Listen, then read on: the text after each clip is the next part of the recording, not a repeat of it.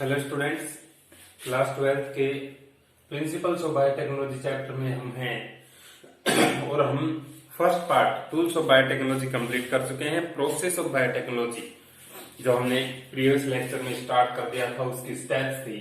पहली स्टेप थी isolation of DNA, फिर cutting of DNA bye restriction endonuclease.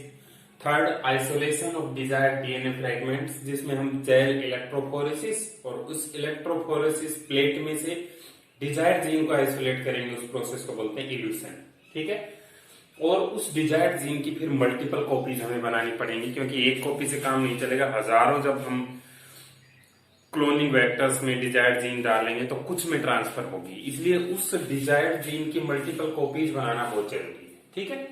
Amplification of gene of interest by PCR. तो ये सब कैसे करते हैं मैं एक एक समझा देता हूं आपको। Isolation of DNA. Isolation of DNA का मतलब यह है कि किसी भी XYZ किसी भी टाइप की सेल से या टिश्यू से हमें डीएनए आइसोलेट कैसे करना है।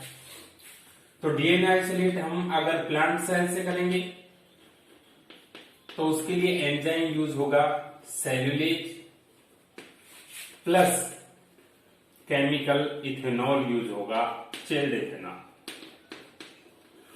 प्लांट सेल्स को हम पेस्टल एंड मोर्टार में क्रश करेंगे, अच्छे से पेस्ट बना लेंगे और उसमें सेल्यूलेज एंजाइम भी डाल देंगे जो कि प्लांट की सेल वॉल को ब्रेक करता है, जिससे डीएनए सॉल्यूशन में आ जाएगा।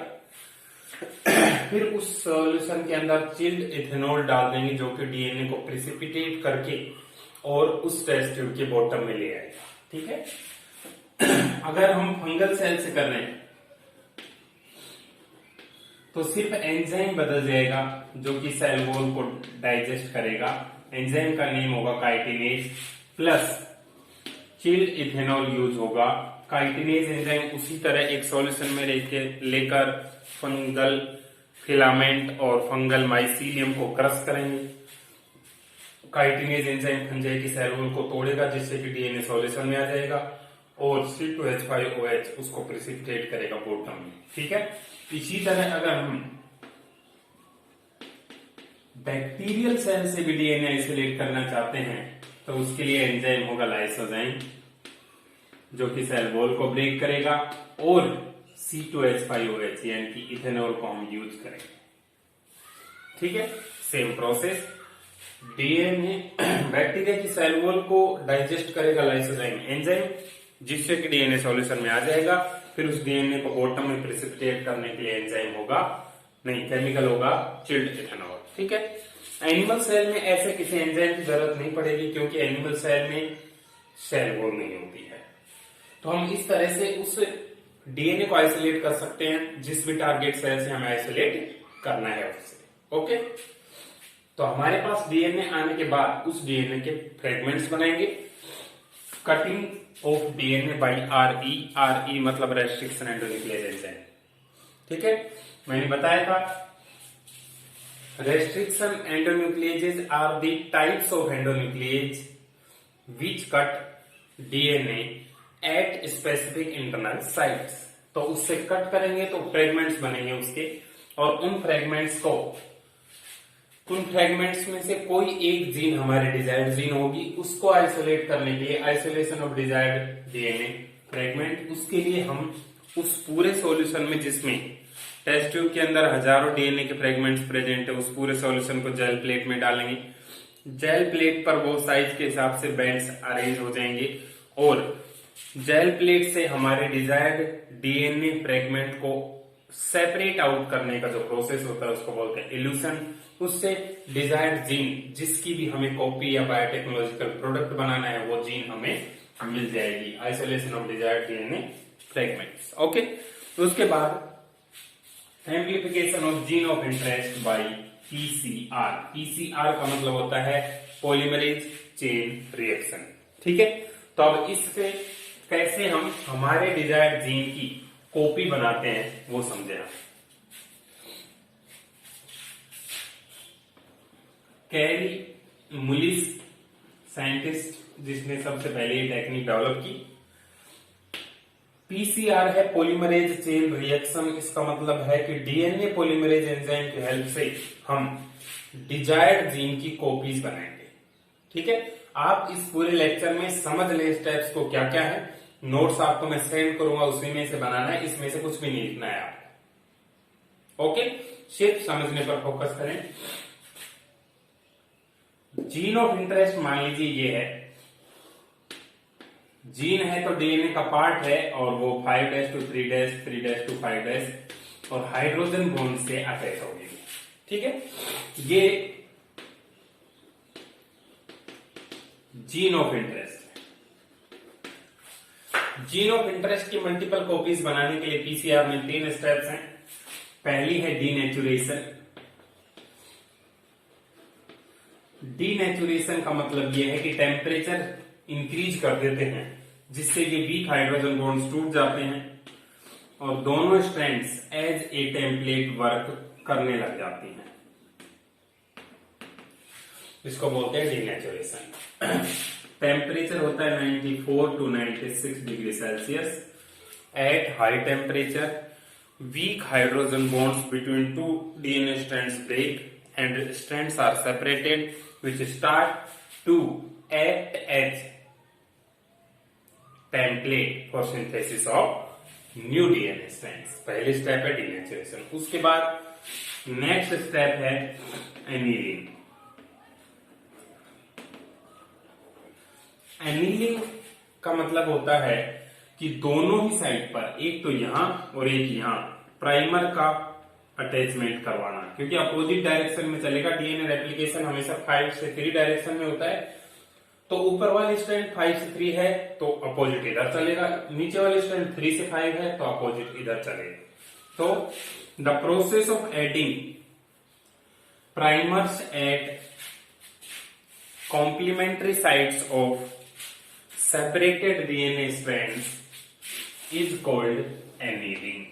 5' से 3' तो ये प्राइमर जुड़ गया, 3' से 5' तो ये प्राइमर जुड़ गया।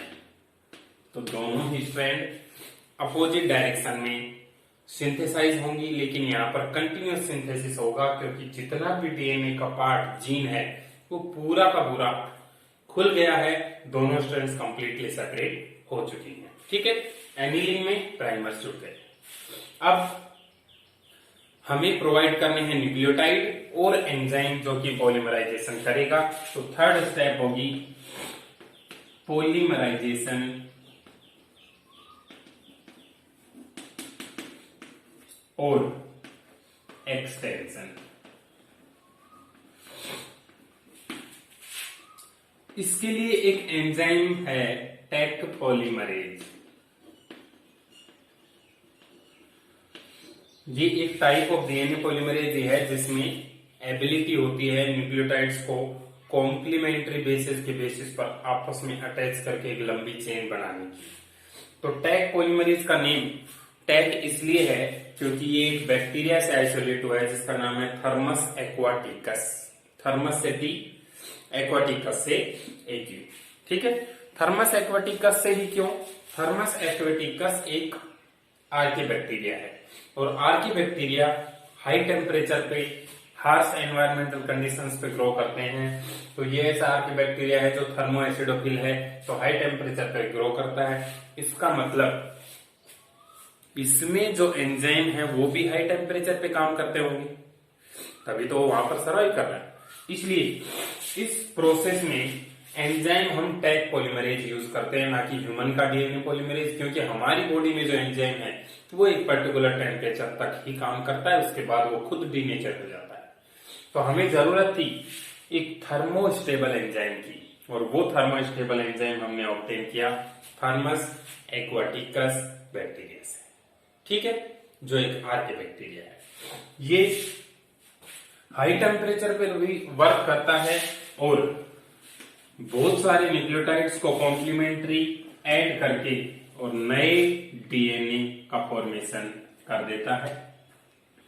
इस तरह से हमारे डिजायर्ड जो जीन है उसकी 2 कॉपीज बन गई हैं। एक पीसीआर साइकिल में 2 कॉपी बन जाती हैं, तो number of copies of DNA is equal to 2n यानी कि N का मतलब होगा नंबर ऑफ साइकिल्स।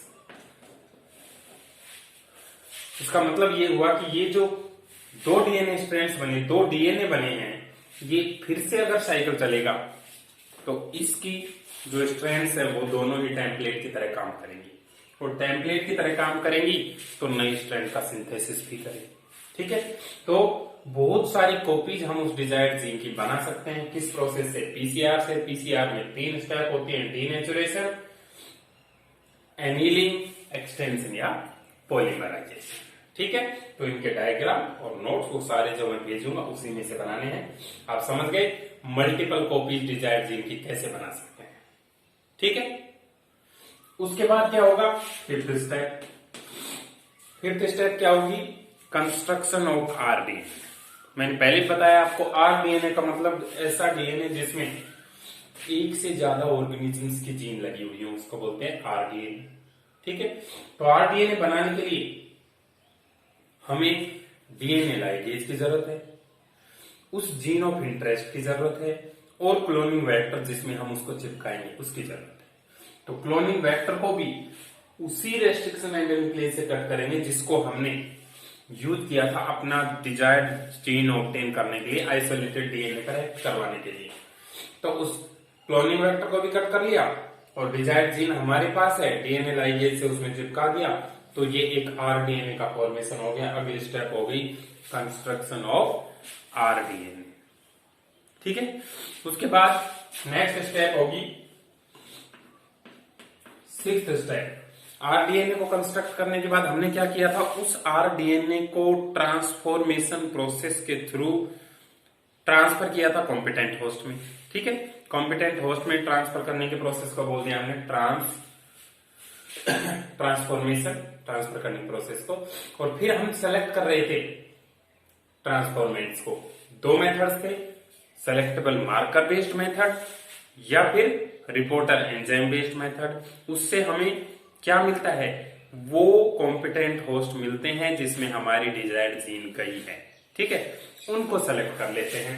उनको सेलेक्ट और आइसोलेट करने के बाद अब हमें उस पर्टिकुलर ऑर्गेनिज्म को, मान लीजिए इकोलाई बैक्टीरिया ही है, उसको लार्ज स्केल पर ग्रो करना है ताकि जब वो खुद 1 से 2 कॉपी बनाए तो हमारे डिजायर्ड जीन की भी कॉपी बने। ठीक है, जब उस इकोलाई के प्लाज्मिड में प्रेजेंट जीन्स ट्रांसक्रिप्शन ट्रांसलेशन से अपनी प्रोटीन बनाए तो हमारे डिजायर्ड जीन की भी प्रोटीन बने। उसके लिए हमें उसको लार्ज स्केल पर ग्रो करना पड़ेगा, और लार्ज स्केल कल्चर करने के प्रोसेस को हम बोलते हैं large scale growth of transformants into culture vessels. उन कल्चर वेसल्स को बायोरिएक्टर बोलते हैं। बायोरिएक्टर बड़े बड़े सिलेंडर्स होते हैं जिनके अंदर उस इकोलाई बैक्टीरिया या किसी भी होस्ट ऑर्गेनिज्म के लिए सारे न्यूट्रिएंट अवेलेबल होते हैं ताकि वो ज्यादा से ज्यादा ग्रोथ करे, और ज्यादा से ज्यादा ग्रोथ करेगा तो हमारे डिजायर्ड जीन की कॉपी और हमारे प्रोडक्ट का फॉर्मेशन ज्यादा अमाउंट में होगा। ठीक है, तो लार्ज स्केल ग्रोथ करने के बाद last process down stream processing से हम उसको आइसोलेट कर लेते हैं, निकाल लेते हैं, और उस प्रोडक्ट को प्योरिफिकेशन के बाद मार्केट में सेंड कर देते हैं। ठीक है, तो बायोरिएक्टर क्या होते हैं? बायोरिएक्टर्स होते हैं लार्ज कल्चर वेसल्स जिसके अंदर हम ग्रो करते हैं हमारे रिकॉम्बिनेंट होस्ट को।